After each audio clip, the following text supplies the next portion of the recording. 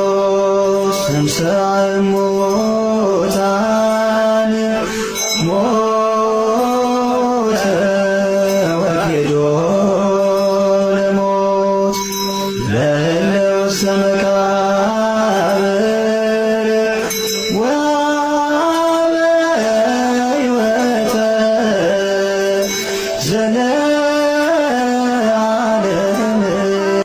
በሰንበትም ማታ ለእሁድ አጥቢያ ማርያም መግደላዊትና ሁለተኛዋ ማርያም መቃብሩን ሊያዩ መጡ። እነሆ ታላቅ የምድር መናወጥ ሆነ፣ የእግዚአብሔር መልአክ ከሰማይ ወርዷልና። ቀርቦም በመቃብሩ አፍ ላይ ድንጋዩን አንከባሎ በላያ ተቀመጠ። መልአኩም እንደ መብረቅ ልብሱም እንደ በረዶ ነጭ ነበረ። እርሱንም ከመፍራት የተነሣ መቃብሩን የሚጠብቁ ታወኩ፣ እንደ በድንም ሆኑ። መልአኩም መልሶ ሴቶችን እንዲህ አላቸው፣ እናንተስ አትፍሩ፣ የተሰቀለውን ኢየሱስን እንደምትሹ አውቃለሁና በዚህም የለም፣ እርሱ እንደ ተናገረው ተነስቷል። ነገር ግን ኑና ተቀብሮበት የነበረውን ቦታ እዩ።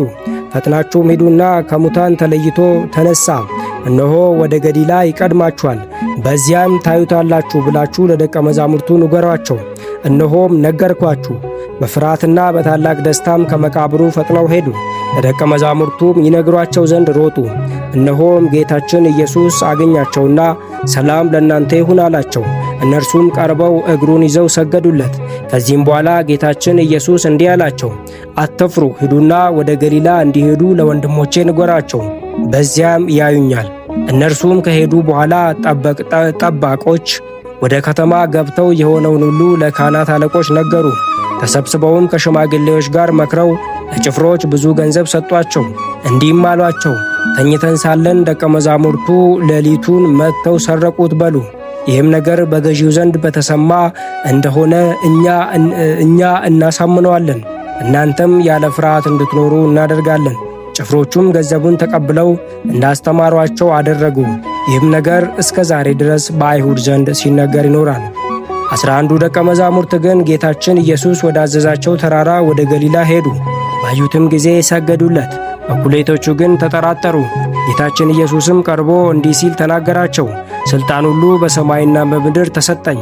እንግዲህ ሂዱና በአብ በወልድና በመንፈስ ቅዱስ ስም እያጠመቃችኋቸው አሕዛብን ሁሉ አስተምሩ፣ ያዘዝኳችሁንም እንዲጠብቁ አስተምሯቸው። እኔም እስከ ዓለም ፍጻሜ በዘመኑ ሁሉ ከእናንተ ጋር እኖራለሁ። እዩና እመኑ ሰዎች፣ መቃብሩ ባዶ ሆኗል። ኢየሱስ በኩለ ሌሊት በኃይሉ ሞትን ድል ነስቷል። ክርስቶስ በኩለ ሌሊት በኃይሉ ሞትን ድል ነስቷል። እልልታ ለዚህ ይገባል፣ ምስጋና ለዚህ ይገባል። የሞት ኃይል ተዋርዷል ዛሬ፣ ሲኦልም ተመሰቃቅሏል።